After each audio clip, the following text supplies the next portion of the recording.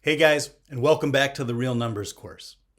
Remember, the real numbers are the integers together with the numbers in between them. And to understand the numbers in between, we started exploring a big group of numbers in between, namely the fractions. And guys, this is a huge moment. This is a really big deal. I don't want anything to get in the way of this, okay? Get ready. Guys, it is my pleasure to announce to you that, sorry, I'm being told right now, this is important. Yeah? Okay. Guys, we take you to the Math Core News Network studios for this breaking report. Good evening. Rocky Stones here with a special report. At New York's Kennedy Airport today, an individual later discovered to be a public school teacher was arrested trying to board a flight while in possession of a ruler, a protractor, a set square, and a calculator. He is being charged with carrying weapons of math instruction.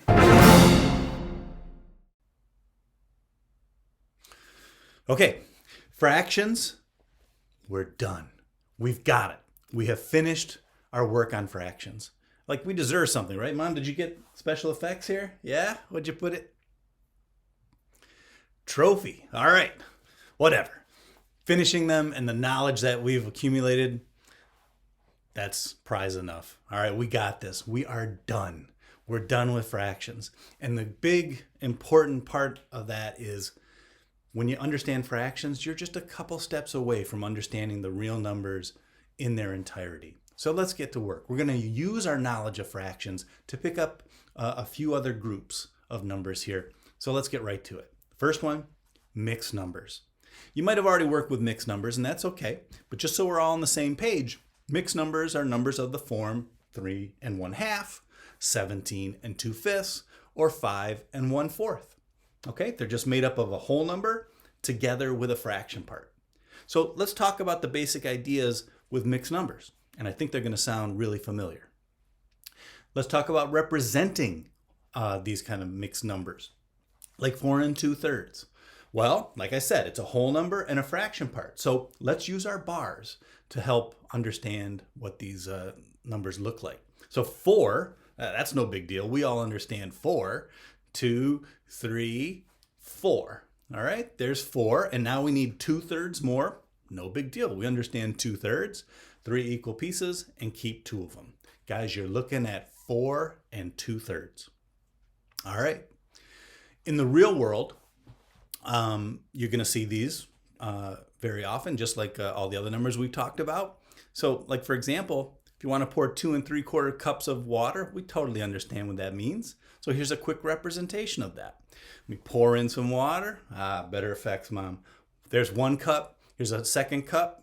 Fill that one all the way up. There's 2. And now for the 3/4 cup, let me divide that cup into 4 equal pieces, and I'll pour in 3 of those 4s. So there's 2 3/4 cups of water.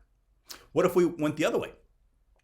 What if I pour and you tell me how much is in there? All right. So approximately how many cups of water have been poured here? Let me go through it. 2. Okay, there's another one. And there. Okay. So, first and foremost, looks like we've got a mixed number here. Number of cups, don't we? So, I see 3, and I know you do as well. So, it's going to be 3 and some little bit extra, right? Let's see if we can figure out the little bit extra. What I'm going to do, we've done this in the past. I'm going to redraw a bar right next to it. I don't want to draw on the figure itself. And what I'm going to try to do is I'm going to try to do my fraction bar next to it and see how it measures up. Okay? So I'm going to choose a denominator to split that up into a fraction. So I'm going to go fifths. Fifths on this one. So let's see. So we got 1, 2, 3, 4, 5. Okay, it's not perfect, but they're giving us a little bit of wiggle room with approximately. Let me see if I went up to like here. Yeah, look at that. Looks like almost 2 fifths. 2 fifths. So I think a reasonable Measurement of this would be 3 2/5 cups. Looking okay? So again, our knowledge of fractions are really is really what we're leaning on here to make sense of this, and we got this. That's why all that time you spent on fractions is paying off here. It's great. Okay, just to get a handle on this, just to get sort of a number sense here. Let's say you run 3.5 miles on Saturday, and then you run another 2 miles on Sunday. What's the total distance you've run on that weekend? Well, all right, let's go to our bars here real quick just to see. You might have an idea just with the numbers, and that's good. But if you want to lean on the bars, go for it. All right, there's 3.5 miles. We ran that on Saturday, and then 2 more on Sunday. All right, well, take a look at what we've got. I see 5 full miles. Each bar is representing a mile in this case, right? And then a half of another mile. So it looks like we got 5.5. If you wanted to, you can sort of rearrange the 2 on the end there and second from the end. There we go. All right. So there you see, with them lined up, it seems a little bit more natural to say that we've got 5.5 miles. Looking okay? Beautiful. Just like with fractions, those mixed numbers, you want to have a good number sense of like what they're close to. So for example, 2 1/10, we want to know what that's close to the whole numbers here, close to an integer. So 2 1/10, you can probably just see this, but here are the bars. 2 1/10, well, that's super close to 2, right? It's just 2 and just a tiny little bit more. So that's really close to 2. Whereas 2 9/10 is going to be really, really close to almost 3 full bars, right? It's close to 3. So just want to get a handle on that.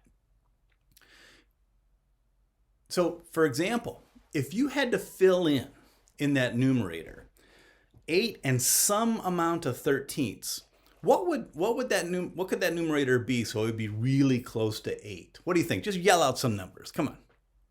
All right, yeah. All right, 1, 8 and 1/13. That's like the example in the previous slide, right? Just one of those little 13ths. That'd be really close to 8, wouldn't it? How about 2? Yeah, probably that would work too. I'm going to put 1 in there because that's clearly as close as we can get there with the whole number numerator. So 8 and 1/13 is really close to 8. And on the other side of that, what could we put there in that numerator to make it really, really close to 9? Okay, here, instead of everybody yelling out, I'm just going to pick on somebody. You go. No. Left. My left. No, the other left. Behind him. That joke never gets old, does it? 12. Let's put 12 in there. Good. 8 and 12/13 is really close to 9. How about 11?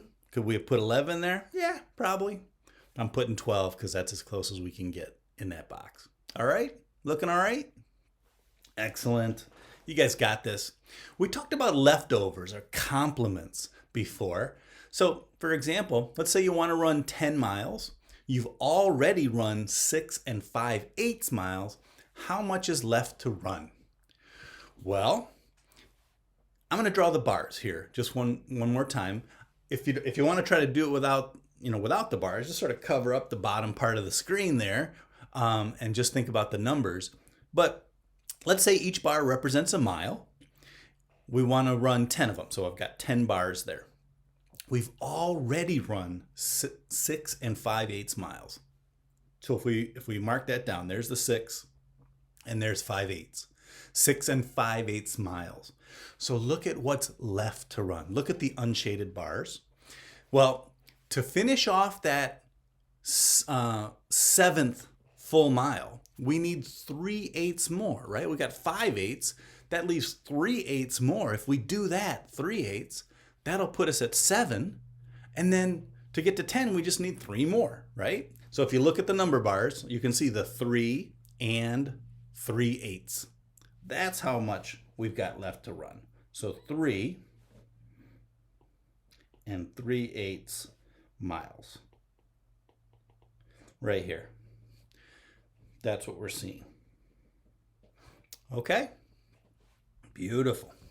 Now, half turns out it remains a really important benchmark, even with mixed numbers. So, for example, is 4 and 5/12 less than or greater than 4 and a half? Well, it really comes down to looking at that 5/12, doesn't it? Well, we know that 6/12 is really the same as 1/2, right? 6/12 is equal to 1/2. So that means 5/12 is necessarily less than a half, right? Well, if 5/12 is less than a half, then 4 and 5/12 is less than 4 and a half. So again, it's the fraction part that we need to know about, and we're good to go with it. All right? Excellent job.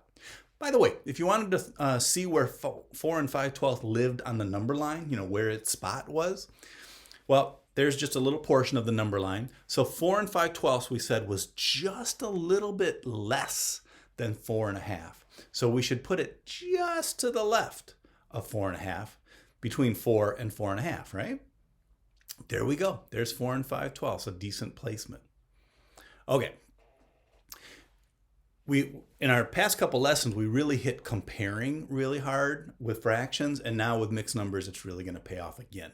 So if you wanted to compare some mixed numbers, like you were asked, which is bigger, 2 and 7/8 or 5 and 1/4, I hope you guys can see right now that that is just like a really super easy comparison.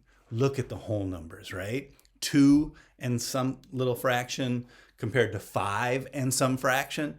Well, here, you want to see the bars real quick to really make it obvious? Here's 2 and 7/8, and then here's 5. Okay, I don't even need to do the 1/4 part, right? 5 and 1/4 is bigger than 2 and 7/8. I mean, the whole number part, it was over.